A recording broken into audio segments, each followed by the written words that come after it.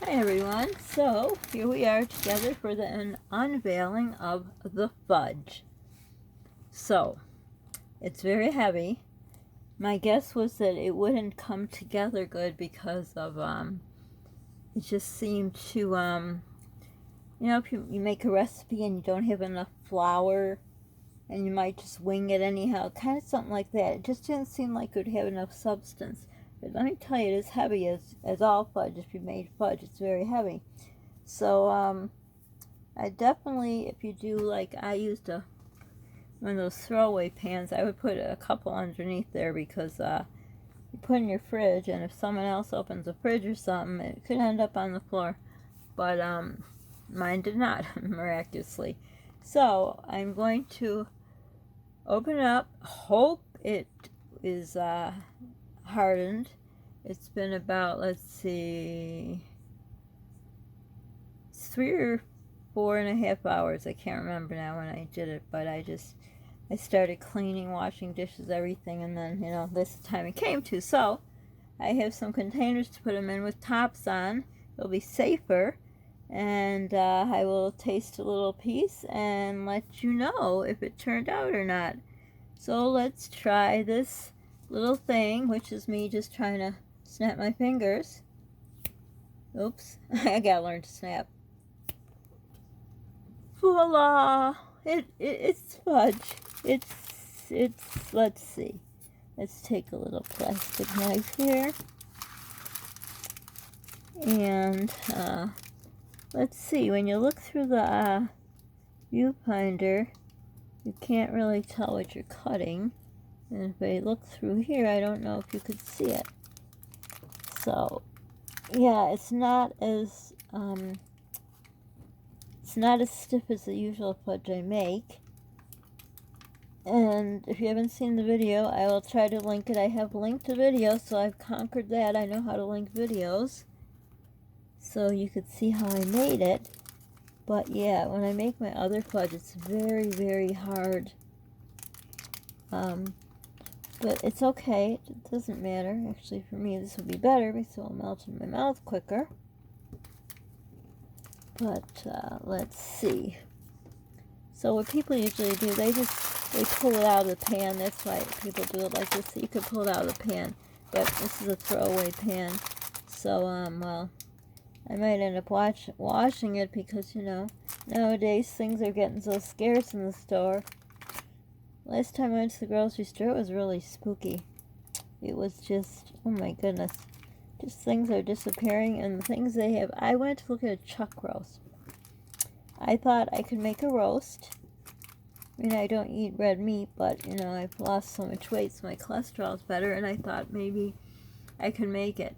A chuck roast, that's what, the few times we got to eat something good when I grew up, we always had chuck roast, and it was so cheap. And I remember my first marriage, when I was married, it was like, I don't know, $3.58, $4 something, very cheap. Even a Eye of Round, I think it was called, even you can get that for $7, $8. I went to look at a chuck roast. I almost fell over. It was $38, $40 some dollars. A chuck roast. That is just a chuck roast. We're not talking about filet mignon or... It's the only expensive thing I've ever heard of. I don't know what other ones are called, but get out of here.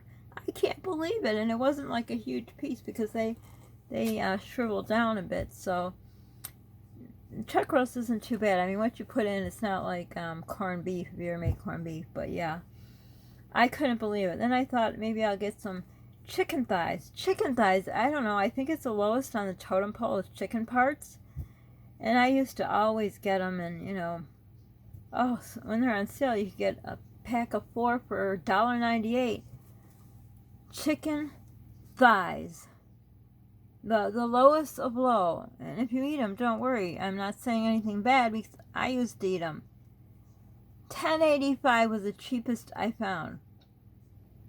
$10.85 for 4 bone-in, skin-on chicken thighs. We're not talking about boneless or, things that are tenderloin. I don't know if chicken has a tenderloin, but tenderloins cost money. But unbelievable.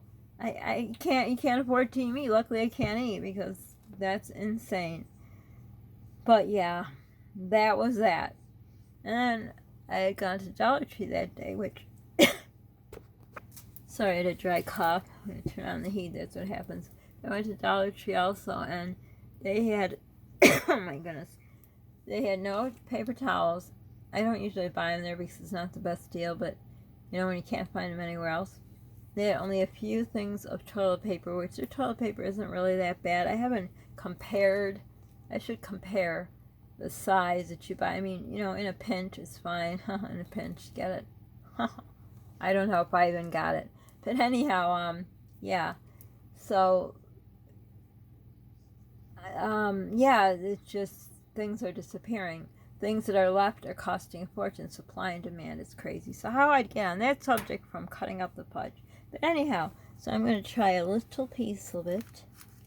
We'll get the end there, you know, the ugly part that if you give it away, you don't give it away. You know, this kind of, can you see the corner piece? Yeah, my fudge is very hard. But like I say, for me, this is good. But I figured when I started reading people's comments on other people's fudge, they said they had like confectionery sugar to this or another binding agent, which is what I use to make my fudge, which I won't tell you because I'm going to show you how I make my fudge. So I'm going to try it.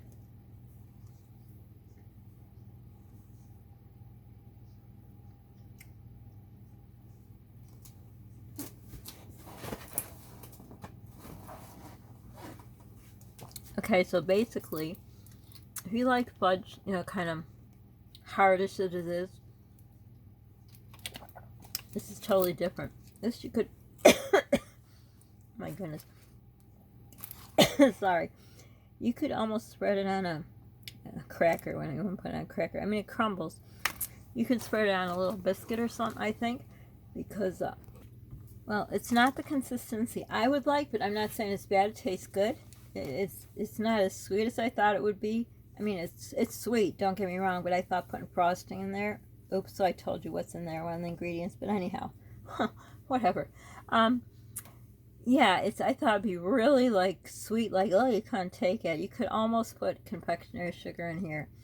And I think if I would try it again, which I don't know if I would, it needs something more to make it thicker, but it's fine for me because, you know, it melts in my mouth. But I'm going to make the recipe of fudge for the way I make it. So I'll be doing another one in the near future, and I also have a Dollar Tree haul coming up. Not soon, I haven't filmed it yet, but just so you know. So that's the fudge, and I don't have a nice thing. I'll put it on the lid here. Getting it out of here is really not going to look pretty. So I would cut bigger slices if you're going to, you know. So that's what it looks like.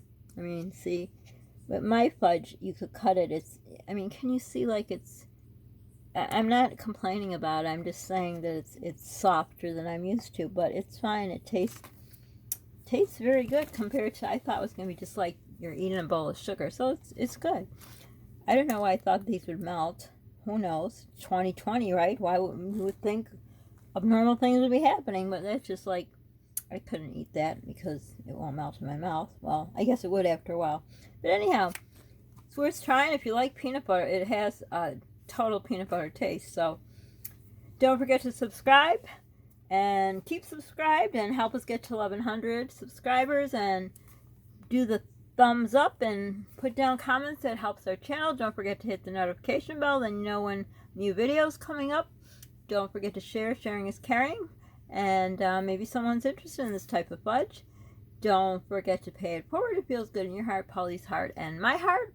Don't forget to help a friend, call a friend, and be a friend. And stay safe, everybody. Bye for now.